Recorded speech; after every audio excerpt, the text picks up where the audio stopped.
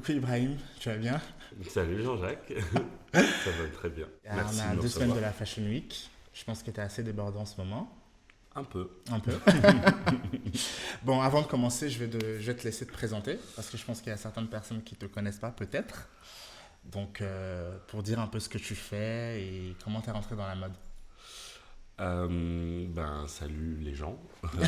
Je m'appelle Ibrahim Assou Tarouit.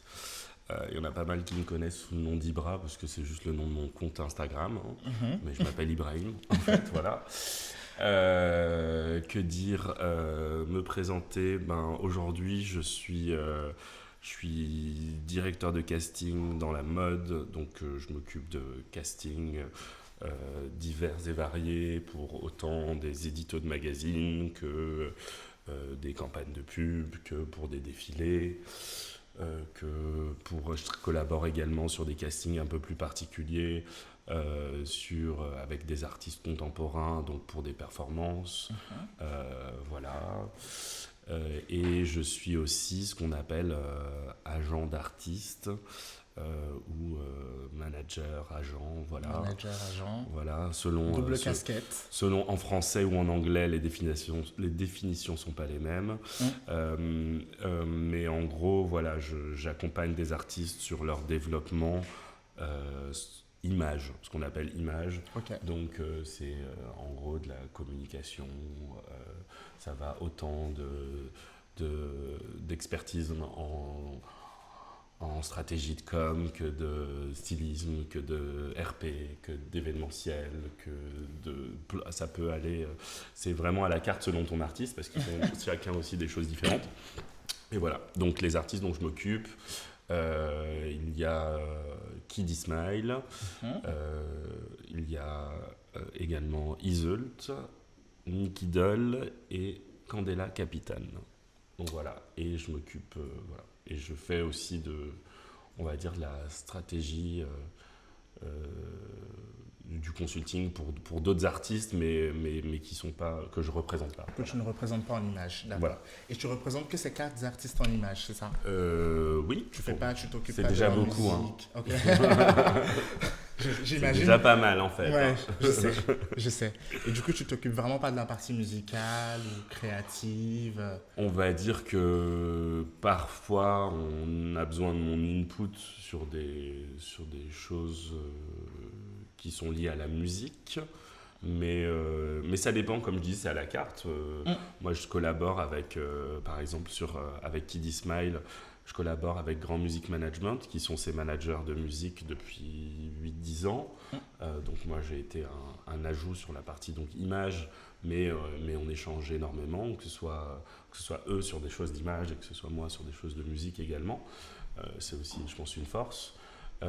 Après, avec Iseult, c'est différent parce qu'Iseult, elle s'auto-manage. Donc, on va dire que je vais plus la soutenir sur des questions évidemment plus image, mais parfois sur des questions plus de management, je vais peut-être plus être là, mais enfin, officiellement et dans les faits, elle s'auto-manage, elle s'auto-produit, elle s'auto-manage, elle fait sa direction artistique, donc voilà, donc c'est vraiment au cas par cas. Nicky Doll, c'est différent parce qu'elle est basée à New York. En ce moment elle est là, mais elle est basée à New York, donc notre relation, on est en train aussi de la construire petit à petit.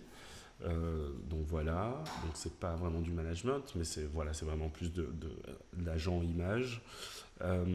Et sur Candela, c'est encore différent parce que Candela, elle fait autre chose. Candela, elle est, elle est, elle est danseuse, chorégraphe et artiste contemporaine, on va dire. Enfin, on va dire, mais artiste contemporaine, mais performative artiste. Donc, avec elle, je vais plus être sur un accompagnement également, oui, image, relation avec les marques, parce qu'il y a pas mal de marques qui s'intéressent à elle, donc elle a besoin aussi d'avoir quelqu'un qui la conseille et qui la guide.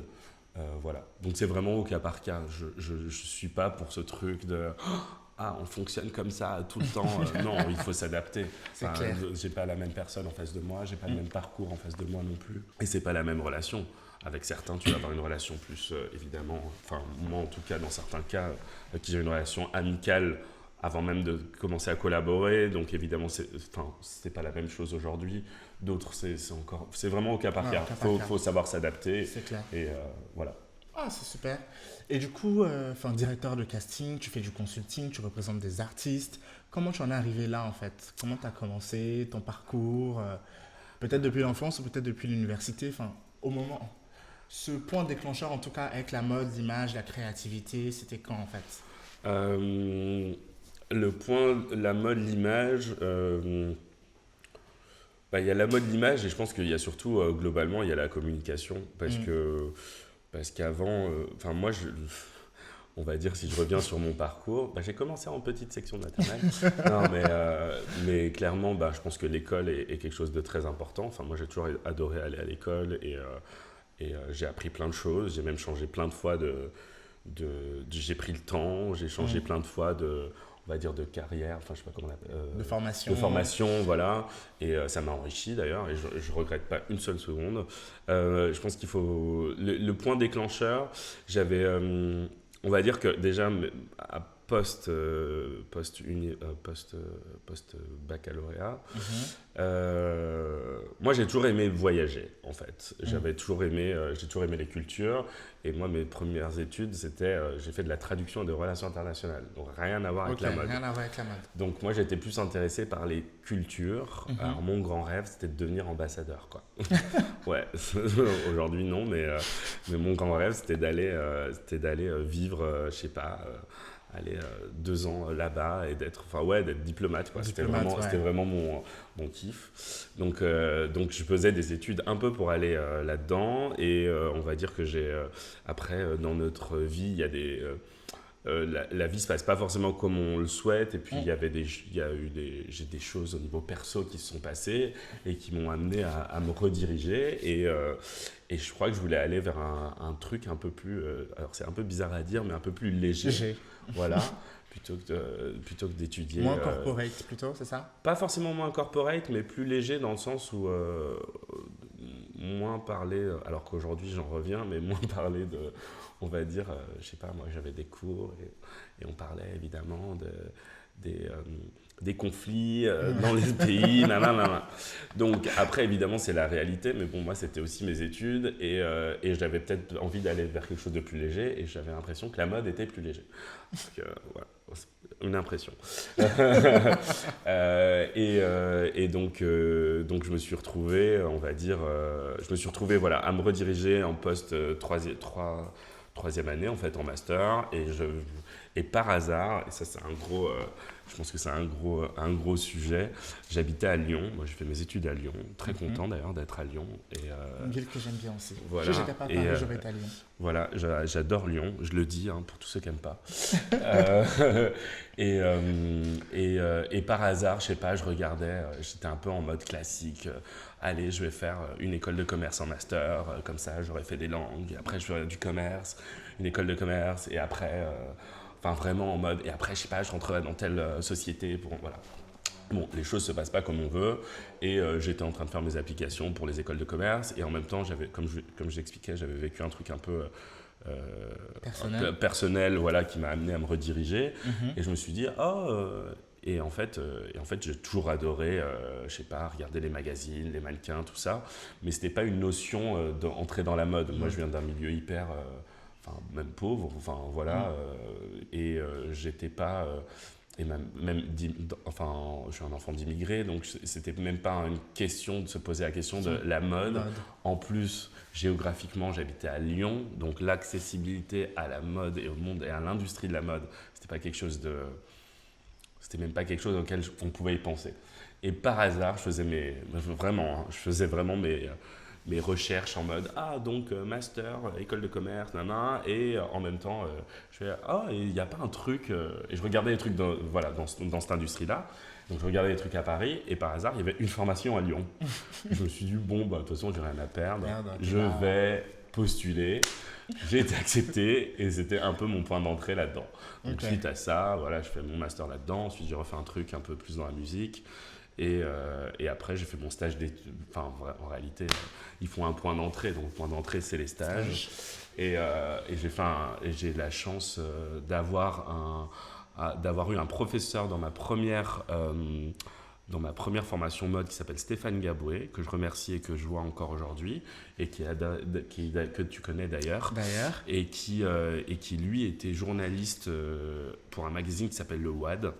We are different, pour ceux qui se rappellent. Voilà, we are different. We're still different, by the way. And we will always be. Enfin, désolé pour l'anglais, mais voilà. Et en fait, Stéphane était là-bas et il m'a dit, Monsieur Gaboué, à l'époque, je l'appelais Monsieur Gaboué, je crois. Et en fait, Stéphane me dit, en gros, je cherchais un stage, donc évidemment à Paris, parce que chercher un stage dans la mode à Lyon, c'était un peu... pointless quoi.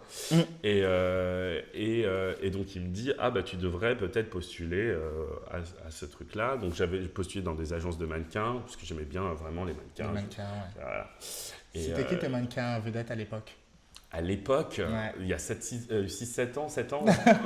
Oh là là, je sais plus là. Parce que ça évolue. Hein. Ouais, ça évolue vite. Il y a 7 ans. Il y a 7 ans. Tu peux dire les supermodèles des années 90 aussi. Hein. Non, mais oui, mais parce que les supermodèles des années 90, c'est celles qui nous ont vendu du rêve. C'est pour ça que je pense que je suis arrivé là où j'en suis aujourd'hui. Parce que c'était elles qui étaient un peu plus mass market, c'était elles qui étaient à la télé, c'était elles qui... moi, je suis un enfant de la télé, donc c'était elles qui faisaient les campagnes, c'était elles qu'on voyait, en fait. C'est la partie émergée de l'iceberg. Donc c'était un peu... Donc évidemment que Naomi, Claudia, Linda, Cindy... t'as dit Cindy, moi j'ai pas dit Cindy. Non mais voilà, en gros évidemment c'est de celles qui, Naomi, fantasme absolu quoi. Mais tu vois, quand t'es petit, tu rêves de ça. C'est vraiment l'image que t'as de la mode. Enfin, voilà. Et Jean-Paul Gaultier, hein, parce que Jean-Paul Gaultier, mode, télé, tout. Années 90, voilà. Mais non, pour en revenir, Stéphane m'avait dit, vas-y, je sais pas, postule là en tout cas, il y a un mec, tu devrais peut-être postuler ils ont une section casting en gros. Et donc je me suis retrouvé là-dedans et vraiment, moi j'avais toujours voyagé, on va dire, moi avant d'arriver à Paris, j'avais toujours voyagé, j'adorais, j'habitais à Buenos Aires, j'habitais à Barcelone, j'habitais à Londres et j'ai toujours été, avec les études dont je vous parlais tout à l'heure, moi ça faisait partie de ma vie quoi. Donc quand je suis venu à Paris, j'étais venu pour 6 mois. J'étais vraiment venu en mode je reste 6 mois, j'avais un peu cette image des Parisiens, un peu comme la plupart des Français d'ailleurs, un peu, ils connaissent pas la réalité et comme je venais de Lyon et je suis un provincial, j'étais un peu en mode... Oh là là, qu'est-ce que je vais aller foutre à Paris? Mais bon, je suis un peu obligé parce que si je veux bosser dans cette industrie-là, je suis obligé d'aller à Paris. Donc je me suis dit, tu fais 6 mois et tu te casses à l'étranger. Et finalement, ça fait 7 ans et demi que je suis là. Voilà, en gros, voilà mon entrée. Mon entrée. Et puis après, j'ai fait, qu'est-ce que je peux te dire? J'ai fait 2 ans donc, au bureau chez Casting Office avec Brice Compagnon. Et après, j'avais cette envie de partir justement de nouveau à l'étranger. Donc j'ai démissionné, même si tout allait bien et que j'étais très content de mon expérience. Mais je pensais que j'avais fait le tour de là où j'étais. Et je suis parti 3 mois à Londres de nouveau. D'accord. Parce que j'avais envie d'étranger. Parce que tu aimes voyager. Parce que j'aime voyager, j'aime la diversité, j'aime la culture, la diversité de culture, la diversité d'idées également. Et j'adore, c'est très bizarre à dire, j'adore me sentir français à l'étranger. Voilà, je sais pas, je pense que beaucoup de gens aussi. Donc ça voilà, et au bout de 3 mois à Londres, en fait on m'a proposé un job à Paris, donc je suis revenu à Paris. Et voilà, et après je bossais pendant 2 ans dans une agence de mannequins qui s'appelait Next, où je travaillais au département talent, donc je m'occupais des talents, donc en gros ce que je fais aujourd'hui avec Iseult, Kiddy et Nikki et Candela. Voilà. Waouh. J'ai essayé d'aller vite. Hein. Ouais, je sais. J'ai vu ça. Écoute, c'est génial. Donc, Casting Office, ensuite Next Management, qui est une agence assez cool, je pense, qui a pas mal de bons mannequins aussi aujourd'hui. Selena Forest. Mannequins, talent, ouais, Selena, Yandra. Ils ont aussi... Après, ça a un peu changé aujourd'hui, mais à l'époque, c'était Caroline de Maigret, Anya Rubik.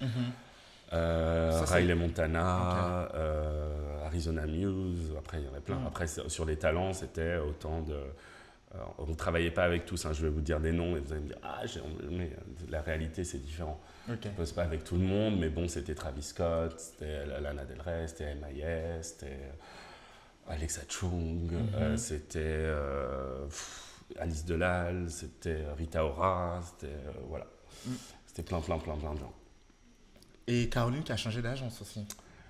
Ouais, Ok, pas mal ont changé d'agence. pas mal. Ok. D'accord. Ok. Bah écoute, on va parler aussi de ton métier d'agent d'artiste aujourd'hui. Parce que j'ai vu sur ton Instagram, ça m'a beaucoup interpellé. Tu as écrit French, Arabe, Black, Berbère, Queer Business. Ouais, De quoi ça parle? bah, ça parle de rien à part de mon identité, quoi. De ton identité? Bah, en fait, c'est une question qui revient en ce moment pas mal parce qu'on s'inspirait évidemment dans notre quête d'identité, parce que tout le monde est dans une quête d'identité, mais surtout encore plus quand tu es justement noir, arabe et PD. Non, moi je suis noir, arabe et PD. C'était quoi que Kiddy il avait mis sur son t-shirt? C'était à l'Élysée, c'était noir. Fils Fils immigré, noir et PD. Voilà. Voilà. Donc moi j'ai le arabe en plus et berbère d'ailleurs et voilà. Mais en gros c'était juste je l'ai mis parce que je pense qu'aujourd'hui il faut aussi revendiquer qui on est, revendiquer son identité et toutes ses identités parce que je pense qu'on n'a pas juste une identité.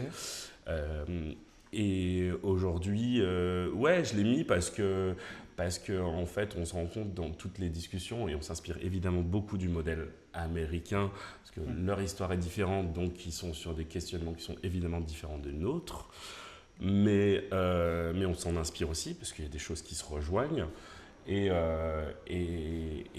donc eux ils ont un truc qu'ils appellent Black Owned Business. Il y a un vrai fight pour the Black Owned Businesses où tout simplement c'est dire que évidemment l'inclusion, la représentation, l'inclusivité. Ils parlent de toutes ces choses-là, mais qu'en fait, le fond du problème, c'est évidemment que les personnes soient incluses dans des business, mais également qu'elles produisent leur propre richesse. Donc c'est pour ça qu'on parle du Black-owned businesses. Ça, pour ceux qui ne parlent pas anglais, c'est... business détenu par des Noirs. Voilà, enfin, des entreprises détenues par des personnes noires, par des Noirs, tout simplement. Et pour moi, je m'en rendais même pas compte, alors que ça fait 3 ans aujourd'hui que justement, j'ai un business. Et je me disais, et je me rendais même pas compte de toutes ces choses-là. Évidemment, on évolue au fur et à mesure du temps, et ce qui est très bien. Et je me suis dit, mais c'est génial, mais moi, mon identité, c'est quoi aussi? C'est-à-dire que moi, je suis OK French, parce qu'en fait, sur les papiers, le seul papier, j'ai pas un papier qui dit noir, j'ai un papier qui dit français, en fait. C'est ce qui me donne mes droits, voilà. Et j'ai même oublié ce que j'ai dit quoi? French, black, arabe, berbère, queer business. French, black, black, je suis noir. Arabe, je suis arabe. Berbère, je suis berbère. Queer, je suis queer. Et business. Et après, toutes ces identités, en fait, c'est un peu la question. J'avais justement une conversation avec quelqu'un il n'y a pas très longtemps. Et qui me disait, ça va être un peu bizarre ce que je veux dire, elle va peut-être se reconnaître, mais je t'embrasse d'ailleurs, je ne dirai pas le nom, mais je t'embrasse, qui me disait, qui est plutôt une féministe, blanche d'ailleurs, et qui me disait, suite aux manifestations justement, Adama Traoré, pour Adama Traoré et George Floyd, place de la République, enfin pas que place de la République, mais également devant le tribunal, et qui me disait, mais il faut prendre chaque problème... un par un en gros, et je lui disais mais moi je me réveille tous les jours en étant gay, en étant noir, en étant arabe, donc je peux pas me dire aujourd'hui je vais me battre plus pour cette partie de moi-même et le lendemain pour l'autre partie, et cette personne elle l'a comprise quand on a eu la discussion, et j'étais très content justement qu'elle le comprenne, mais c'est vrai que c'était pas je me dis qu'il y a plein de gens qui sont dans ton cas, qui sont dans mon cas ou qui sont dans son cas et qui pensent de cette façon également. C'est clair. Et après, évidemment, après c'est une question de discussion ouverte. À tous. En tout cas, ça se ressent dans ton travail. Enfin, moi, c'est une question que j'avais voulu te poser. Est-ce que c'était pour toi un but de représenter des artistes queer comme Kiddy Smile, comme de Nicky Doll ou c'est venu complètement à toi ou en fonction des rencontres, en fonction de tes identités, en fonction de la mode aussi, enfin, de tout ce qui allait venir aussi après, est-ce que tu l'as senti revenir, toute cette revendication, tout ça, enfin voilà. Bah, j'ai rien ressenti du tout. Hein. Non, si, peut-être qu'on ressent des choses, mais c'est pas. Enfin, comme je vous dis, enfin, moi, c'est mon identité Enfin, c'est mon identité, donc c'est pas un truc, je suis en train d'aller chercher autre chose. Au contraire, je suis en train de. En fait, il faut se dire un truc. C'est-à-dire que pour moi, quand j'ai commencé, c'est très bizarre ce que je veux dire, mais c'est beaucoup plus facile pour moi si je m'étais dit, je vais m'occuper que de petites. Parisienne, comme on dit, je mets des guillemets là, vous ne les voyez pas, mais je mets des guillemets. En gros, la parisienne typique, blonde ou brune, frange, bourgeoise et tout. Si je m'étais occupé que de filles comme ça, quand moi j'ai commencé en indépendant, je serais grave riche aujourd'hui, hein, je vous le dis. Hein. Enfin, voilà, c'était pas un truc de. Voilà. Non, en réalité, ce qui s'est passé, c'est que nous, on a une histoire très, je pense, liée avec Kiddy. C'est que quand moi, Kiddy, on remonte, voilà, pour remonter, Kiddy, on est amis depuis quelques années. Mais en plus, moi, quand je suis arrivé dans une agence comme Next, d'ailleurs, je me suis dit, c'est génial, vu qu'ils prennent quelqu'un, j'avais 26 ans à l'époque, ils veulent un peu notre input sur la société d'aujourd'hui, qui sont justement les gens peut-être à représenter. Donc évidemment, moi je vais vous donner les trois personnes que j'avais poussées dès le départ. D'ailleurs, tout était signé au final chez Next, je crois, à un moment ou un autre. Il y avait évidemment Tammy Gloser, qui était une mannequin androgyne, qui est toujours une mannequin androgyne, mais je vous parle de ça il y a 5-6 ans, non, il y a 5 ans, je pense, aujourd'hui. Donc, mannequin androgyne, qui était vraiment pour moi, qui devait absolument être chez nous. Il y avait Inès Rowe, qui est mannequin, actrice, féministe, et une personnalité qui est très importante, je pense, pour la représentation des femmes trans en France et même à l'étranger. Et il y avait Kiddy. Ok. Voilà. Et Kiddy, voilà. Après, donc Kiddy avait été signé rapidement, mais bon, on va pas dire que ça s'était pas passé comme il fallait là-bas. Et quand moi je me suis mis en indépendant, on a une relation. Kiddy continuait son projet, et moi j'ai une relation. On a une relation amicale et plus évidemment. Et j'étais en mode, évidemment que je vais participer à ton projet parce que c'est également mes compétences et dans tous les cas, même si je vais faire autre chose plus tard, en tout cas, je vais t'accompagner au moins un petit peu parce que c'était logique en fait. Il y avait même pas c'était très logique. Il n'y avait pas de questions comme ça. Et donc voilà. Et surtout, en plus de ça, pourquoi ? Parce que moi, et je pense qu'il y a d'autres personnes aussi, et je suis pas la seule. C'est-à-dire que quelqu'un comme Kiddy, moi, je me suis dit, waouh. C'est charmé, mais moi, j'ai pas de rôle modèle en fait en France. C'est-à-dire que j'avais quelqu'un qui avait quelques années plus que moi, qui se menait le cul, désolé, comme un dingue pour des questions de représentation, pour des questions d'inclusivité dans notre monde. Et je me disais, mais c'est dingue parce que en fait, mon rôle modèle, en fait, il a juste quelques années de plus que moi. Et en fait, j'en ai pas. Et pourquoi j'en ai pas ? Pourquoi j'ai pas un homme noir, queer dans les médias, qui fassssent de la musique, et voilà. Donc, dans le paysage français. Dans le paysage français. Peut-être aux États-Unis, évidemment, en Angleterre, dans d'autres pays, il y en a, mais on a conscience que c'est quelque chose d'assez récent, en fait. Et j'ai l'impression aussi que nos rôles modèles sont majoritairement des personnes américaines, parce que eux, là-bas, ça s'est développé un peu plus vite. Exactement. Donc en France, il n'y avait pas vraiment cette représentation-là. Il faut savoir que Kiddy Smile... je me rappelle, il a mis vraiment une claque, musicalement, l'équipe, la ballroom, toute cette culture-là. Voilà. Il y avait une culture très importante. Et moi qui, j'avais pas de représentation.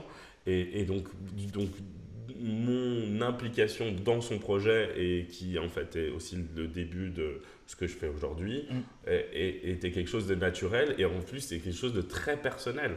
Parce que j'avais besoin, moi, de le faire personnellement. Pour qu'en fait, il y ait de plus en plus de représentation, puisque je trouve que c'est quelque chose qui manque, évidemment. Et voilà. Et après, ça, c'est le début. Et puis, Zult, c'est également une autre histoire. Hein, voilà. Ok. Donc, du coup, des rencontres. Et une envie aussi personnelle. Toujours des rencontres. De toute façon, la mode, c'est les rencontres. C'est toujours des rencontres. Les gens qui donnent la chance. Et voilà. Ouais. C'est cool. En tout cas, tu dis beaucoup de choses, c'est super intéressant, tu donnes beaucoup d'insights, de conseils, Bah, c'est intéressant. il faut pas garder les infos pour soi parce que sinon les gens feront quoi? Mm. Et est-ce que tu penses que, depuis le début de ta carrière chez Casting Office, chez Next, Mm. il y a une évolution par rapport aux mannequins, par rapport à leurs droits, par rapport à comment ils se sentent aujourd'hui? Il y a eu énormément de changements par rapport à Modello, je prends notamment en De Katia? 2007, ouais, de Katia. Ouais. Je pense, oui, j'ai vu sur Internet que c'était toi qui l'avais casté en premier. Ah, au tout début, ouais, tout début, ouais. pour Watt d'ailleurs, il y a Ouais. des années, on a fait une série de ouf avec Jean-Paul Paulin, Mm. qui a également beaucoup participé à toutes ces questions aujourd'hui identitaires et que je connais très très très très bien même et qui a beaucoup été montré du doigt. C'était très drôle parce qu'il a beaucoup été montré du doigt justement en mode ah tu postes trop de choses sur Insta, tu racontes en gros t'es un peu trop frontal. Ouais, t'es un peu trop. Alors qu'au final, aujourd'hui, il y a plein de gens qui sont réveillés en mode ah, c'est en fait ce que Jean-Paul il dit depuis des années, c'est charmé. En fait, c'est exactement ça. Ouais, vous étiez en train de lui cracher dessus, mais bon, bref, c'est encore une autre histoire. Pardon, Katia, Modello, je me suis un peu éloigné. La condition des mannequins. La condition des mannequins. Après, on n'est pas à plaindre en France, hein. Il y a vraiment des lois, Ouais, après, sur l'indice de masse corporelle, par exemple, notamment. Il y a beaucoup de choses qui ont changé, mais enfin, l'indice La- de masse corporelle, oui, c'est pas- enfin, beau changer. Est-ce que t'as vu... Enfin, je citerai pas, j'ai pas envie de citer de nom de marque, mais Ouais. il suffit de regarder les défilés de la saison dernière. Est-ce que tu crois vraiment que l'indice de masse corporelle est quelque chose de déterminant quand les filles elles vont défiler? S'ils veulent cette fille-là et qu'elle n'a pas l'indice, je suis sûr qu'ils se débrouillent. Hein. c'est Je devrais clair. pas dire ça. Je pense que je ne devrais pas dire ça. Je devrais pas dire ça. Non, mais bon, ce que je veux dire, c'est que la condition des mannequins, je sais pas quoi dire sur j'avoue, je sais pas quoi dire sur la condition des mannequins dans le sens où il y a beaucoup de mannequins qui gagnent très très bien leur vie et quand moi je me dis qu'il y a beaucoup de filles, soit c'est une success story et même il y a plein de filles que vous voyez pas qui font plein de jobs et à 23 ans elles peuvent se permettre d'acheter un appartement en plein centre de Paris.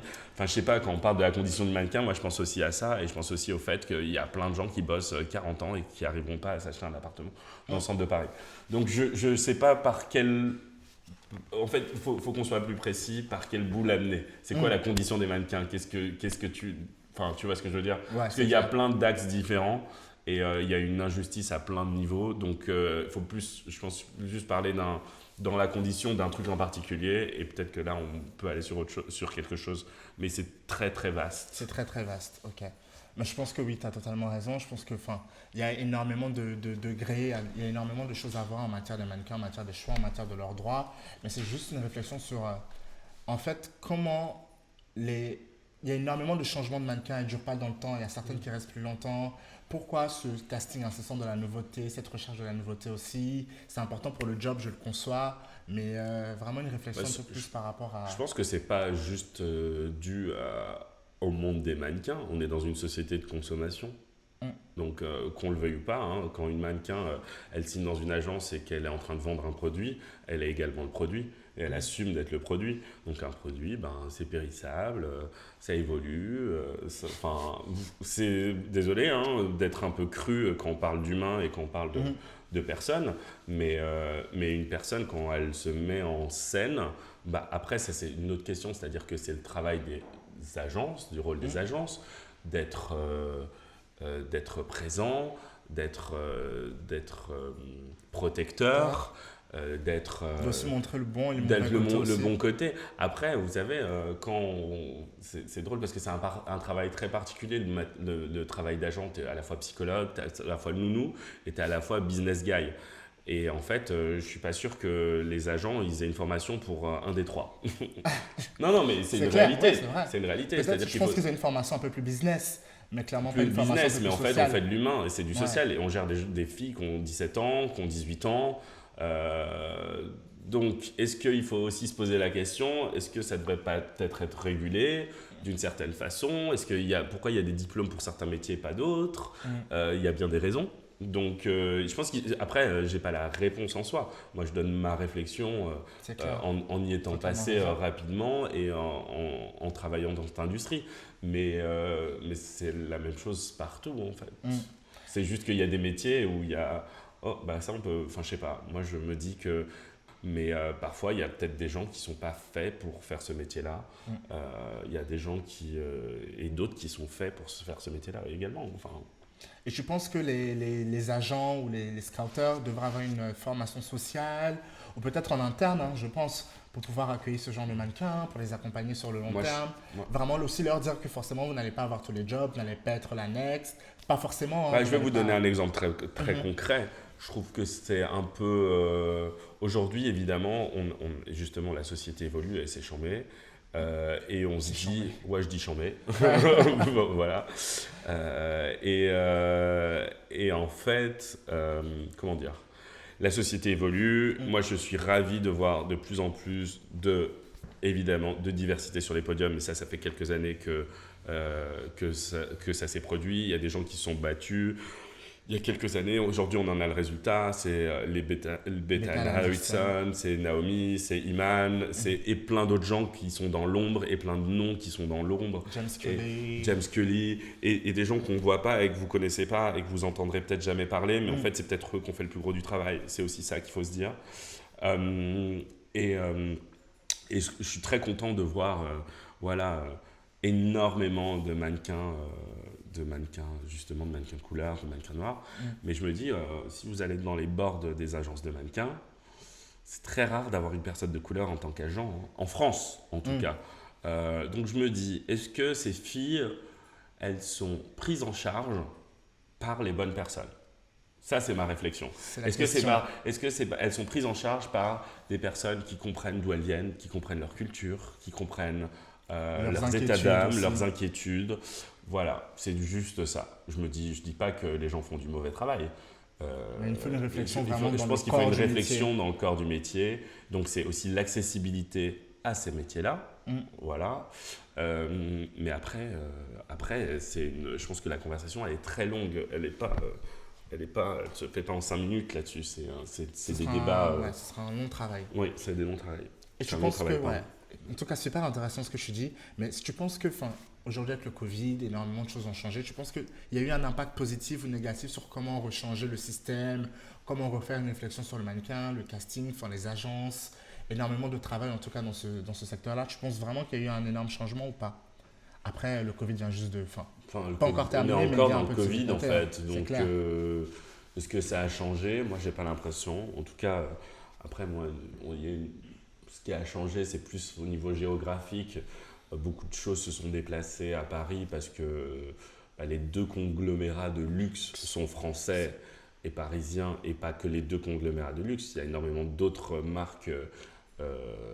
Chanel est à Paris, comme on disait, LVMH et Kering sont à Paris. Et en plus, géographiquement, Richemont c'est pas loin. Puig ils sont en Espagne, mais ils sont quand même quasiment à Paris. Balmain qui appartient au Qatari Maolia, c'est en France. C'est en France, donc il y a plus eu on va dire, moi autour de moi, les gens qui travaillent un peu les créas et les mannequins se sont plus un peu redirigés sur Paris, alors qu'ils étaient plus à New York parce qu'ils font plus d'argent à New York qu'à Paris. Mais aujourd'hui, les jobs sont ici, donc il y a de plus en plus de photographes qui sont ici, ils passent leur mois ici, il y a de plus en plus de stylistes. C'est bien et c'est pas bien, hein. Enfin, c'est bien, on a les bons et les mauvais côtés sur tout, je pense. Mais oui, je pense qu'il va y avoir un renouveau justement ici. Mais par rapport aux mannequins, je pense qu'il va y avoir il y a pas mal de choses qui shootent ici en fait. Voilà, dû à la proximité géographique, dû à la fermeture de certaines frontières. Donc je pense qu'il y a aussi certaines mannequins. Enfin, moi je suis directeur de casting, je ne travaille pas dans une agence, donc je ne peux pas vous dire exactement que dans mon agence il y a telle fille, elles sont bloquées là, j'en sais rien. C'est pas mon travail et ils le font eux-mêmes et c'est très bien. Donc voilà, moi je le vois comme ça. Après, en termes de casting, moi je vois que j'ai assez de gens pour faire mes castings et voilà, et que tout va bien, mais voilà, je le vois plus au niveau plus global, au niveau de l'industrie et au niveau des créas, pas seulement des mannequins, mais juste de tout le monde. Il y a des villes qui qui en pâtissent un peu plus, comme New York. Mais à la fois, il ne faut pas oublier que c'est par temps de crise, c'est après les temps de crise qu'il y a un renouveau fantastique dans les sociétés, en fait. Donc, peut-être qu'ils sont en crise aujourd'hui, mais ils vont renaître de cette crise peut-être dans 2 ans, et ça va être chambé, et tout le monde sera là-bas, et c'est tout le temps comme ça. Donc, on bouge tout le temps, on tourne tout le temps. Avant, c'était New York. Maintenant, si c'est Paris avec le renouveau, peut-être que demain, ce sera Milan. Après, voilà, et même Milan. Milan, il se passe des choses. Même Milan, les gens vont regarder un peu plus. Il y a... c'est Kim Jones qui est à Milan maintenant avec Fendi, Raf Simons avec Prada, donc déjà les gens vont regarder différemment Milan. Voilà, après ça tourne en fait, tout évolue. C'est clair. Moi j'ai aussi remarqué qu'il y a énormément de photographes français aussi qui font pas mal de bons jobs, Thibaut Grevet, Alex Morin, tous ceux-là en tout cas. Axel Morin, pardon. Qui font aussi du très bon boulot. Donc je pense que ça se sent, en tout cas on sent en tout cas un bouillonnement créatif en tout cas à Paris. Et du coup j'aimerais te parler de Volume Studio. Oui. Ça en vient. Ok. C'est quoi? Qu'est-ce que c'est? Parce que j'ai vu dans les stories ce que je filmais, je suis allé voir sur internet, mais j'ai pas eu assez d'infos. Alors question, quand est-ce que ça sort ça? Ouais. Qu'est-ce que je peux dire, qu'est-ce que je peux pas dire? C'est à toi de non, mais donne-moi une information, quand est-ce que ce podcast est censé sortir? Ce podcast sortira mi-octobre, voire début novembre. Ok. Tu pourras en parler? Oui, je peux en parler. Okay, donc, je peux en parler. Je peux en parler. En gros, Volume Studio, donc, quand vous écoutez ce podcast, il sera déjà sorti. Ça commencera à sortir. En fait, moi, je collabore avec... Attendez, j'aurai une exclue là. d'Ibrahim. J'aurais une exclue. Non, en fait, moi, je collabore avec 2 personnes... très créatives qui viennent d'un autre milieu, de 2 autres milieux, qui sont Hakim Gorab et Kevin Vives. Hakim Gorab, avec qui j'ai eu l'occasion de collaborer plusieurs fois, parce que c'est le DA de tout ce qui est scénique pour Kid Smile depuis toujours. Et Kevin Vives, que je connais très bien et qui est chorégraphe et qui travaille avec Hakim depuis des années. On avait déjà collaboré en fait sur... moi, je fais partie du fonds Link, qui est un fonds de dotation pour lutter contre le VIH. Et on avait organisé, donc je faisais partie du comité de production, organisation, etc. Et on avait organisé un grand bal en février 2019, on est en 2020, en février 2019, qui s'appelait le bal par amour à l'hôtel de ville. Donc j'avais fait appel, et évidemment j'avais fait appel à Hakim directement pour toute la DA du bal, parce que évidemment c'est son expertise et que je le connaissais, on avait déjà travaillé, et je trouvais ça tellement logique. Super intéressant pour toi, pour eux, et qu'on puisse collaborer. En plus, on avait fait un travail, évidemment tout le monde était bénévole là-dessus, c'était pour récolter des fonds. Ils ont fait un travail exceptionnel en plus, en vraiment très peu de temps, c'était vraiment exceptionnel. Et là, cette fois-ci, c'est pas moi qui les ai appelés, c'est plus eux qui nous ont appelés. Vous voyez, post-Covid, il se passe, les gens arrivent avec plein d'idées géniales. Et Hakim et Kevin... On a eu le temps de réfléchir, je pense. Voilà, le temps de réfléchir. Et Hakim et Kevin sont arrivés avec une idée en se disant, eux, ils viennent de la danse. C'est des anciens danseurs, chorégraphes, DA. Et en plus du milieu de la télé, Hakim, il est plus dans des choses plus... qui, moi, me font un peu plus loin, ce qu'on appelle un peu plus commercial, on va dire, de mon point de vue, parce que je suis un peu dans la mode. Tu es plus dans l'art, quoi. Voilà. Et donc, lui, il s'occupe de plein de... C'est le DA de programmes télé de TF1, que ce soit les Energy Music Awards, que ce soit Danse avec les stars, que ce soit Les Enfoirés. Donc, vraiment, qui a vraiment toute cette expertise-là. Et donc, ils s'étaient dit, tous les deux, c'est génial, mais par contre, nous, pour les danseurs, on voit, il y a de plus en plus de danseurs. On avait eu cette réflexion en discutant aussi. Moi, je leur apportais aussi mon input. C'est qu'il y a de plus en plus de danseurs qui sont utilisés par l'industrie de la mode. Parce qu'aujourd'hui, on est dans une industrie aussi digitale et qui est aussi dans le mouvement, puisque la plupart, c'est des vidéos et c'est du digital.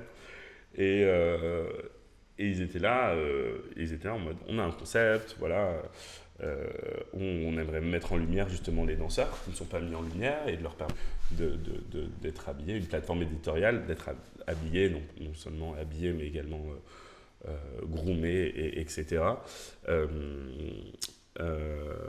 Avec des marques de luxe, tu vois, voilà. Donc c'était un peu replacer le focus sur les danseurs. Ok, replacer la danse dans la mode. Replacer la danse dans la mode et pas juste qu'elle soit voilà, utilisée par la mode, mais également dire, voilà, en fait, les danseurs, ils créent.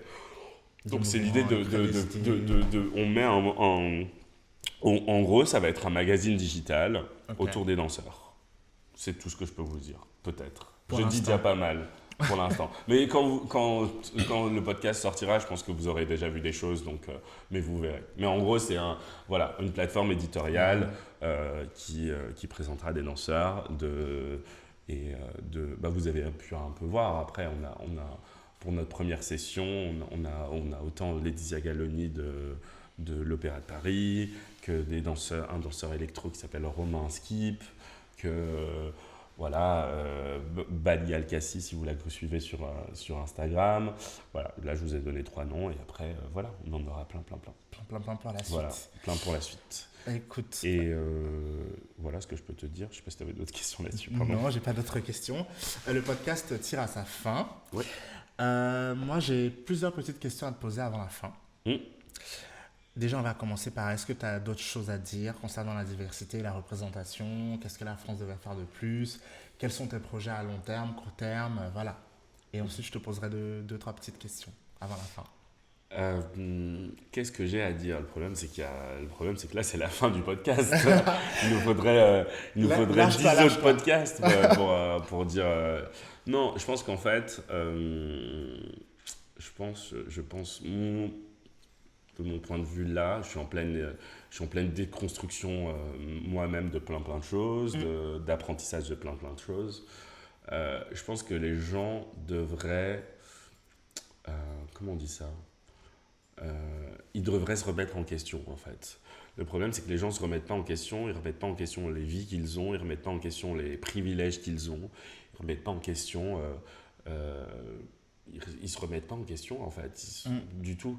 Je pense que c'est bête à dire mais moi souvent on me dit t'es ouvert d'esprit mon ouverture d'esprit elle vient évidemment du fait que je suis né dans un pays, enfin je suis pas ici, bref c'est compliqué, mais j'ai grandi dans un pays qui est la France, mais mes parents viennent d'autre part, donc t'as toujours été obligé de jongler entre deux cultures ou même plus, et le fait de voyager, quand tu voyages et que tu vois comment ça se passe, c'est très bête, je vais parler de trucs concrets, moi j'habite ici, je vis bizarrement aussi dans une bulle, et dans cette industrie, et je vois très bien des gens qui sont très proches de moi, ma famille au Maroc, qui vivent pas la même chose que ce que je vis, et quand tu voyages, quand tu vois ça, mais quand tu vas en Amérique du Sud et que tu vois autre chose encore, déjà le fait de voyager... Venir de deux cultures différentes, venir en France et puis être ouvert aussi à l'étranger, ça change la perception des choses. Ça change la perception des choses. Et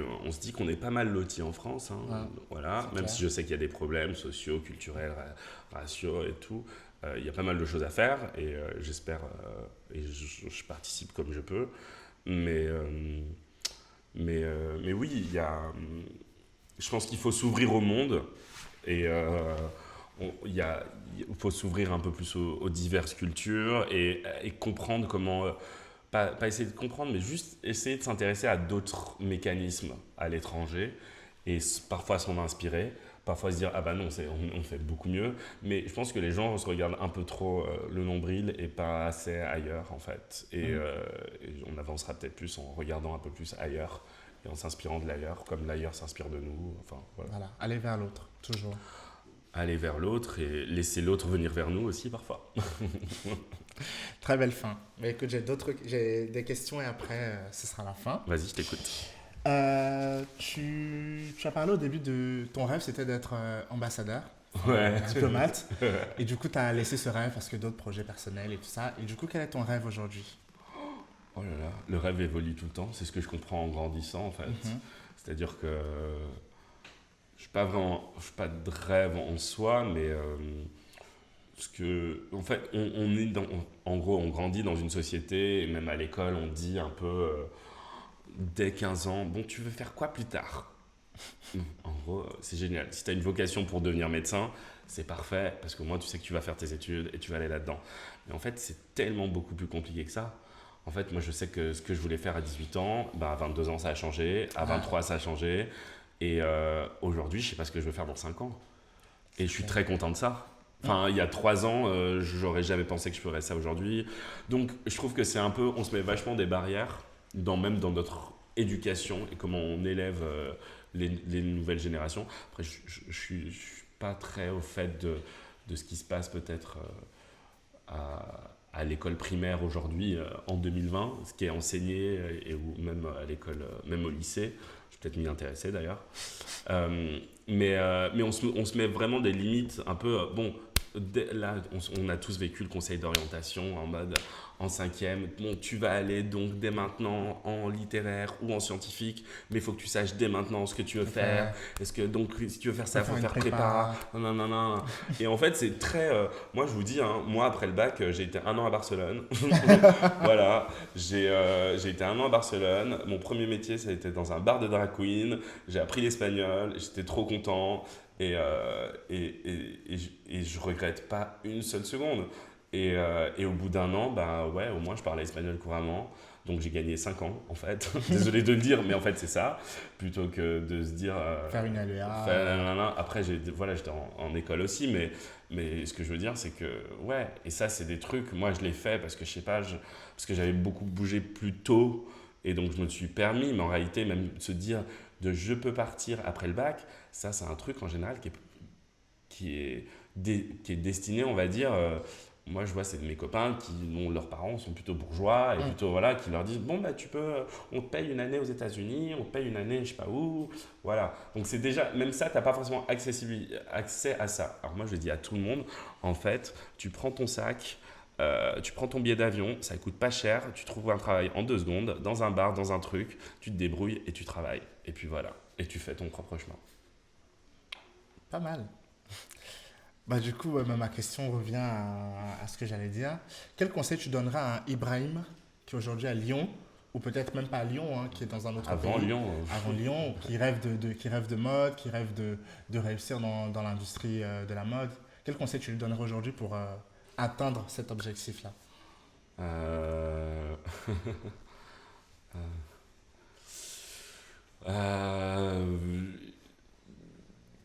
En fait, ce que je lui conseillerais de bizarrement ce que je fais aujourd'hui, mais je lui dirais juste, en fait, il n'y a pas de règle.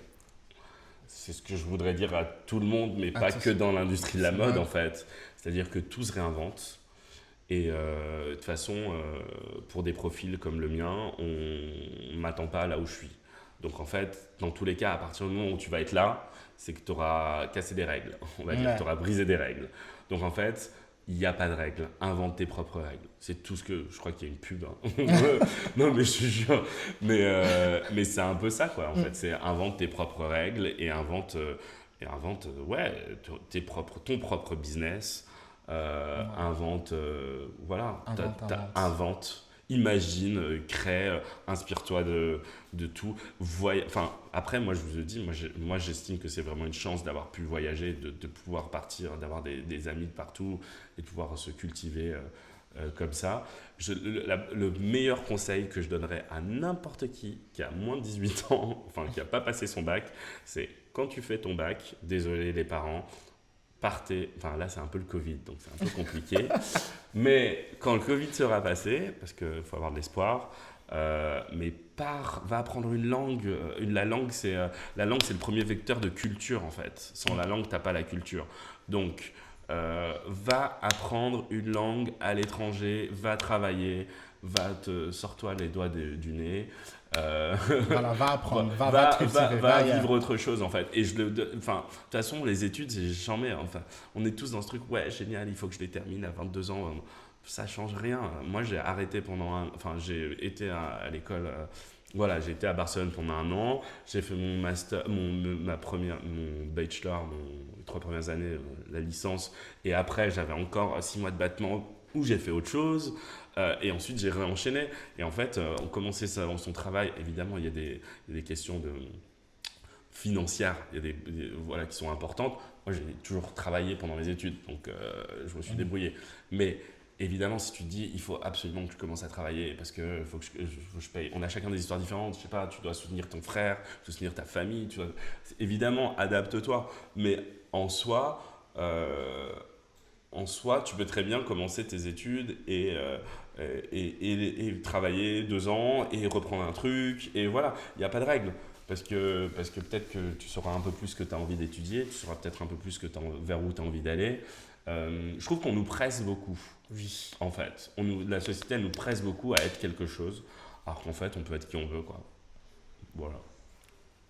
Je dis tellement de belles choses. Je suis touché. L'un des plus beaux moments de ta carrière. C'est rien, il n'est pas arrivé encore. Il n'est pas encore arrivé. Mais ça ne saurait tarder. Il n'est peut-être pas arrivé. Il est peut-être pas arrivé. Okay. Ouais, je suis jeune, hein, tu sais. Je sais. Et avant-dernière question. Je sais, le podcast s'appelle Jean-Jacques. Parce que je m'appelle Jean-Jacques. Et Jacques, c'est parler. Ouais. Et du coup, avec quelle personne morte ou vivante aurais-tu voulu jacter? Et de quoi?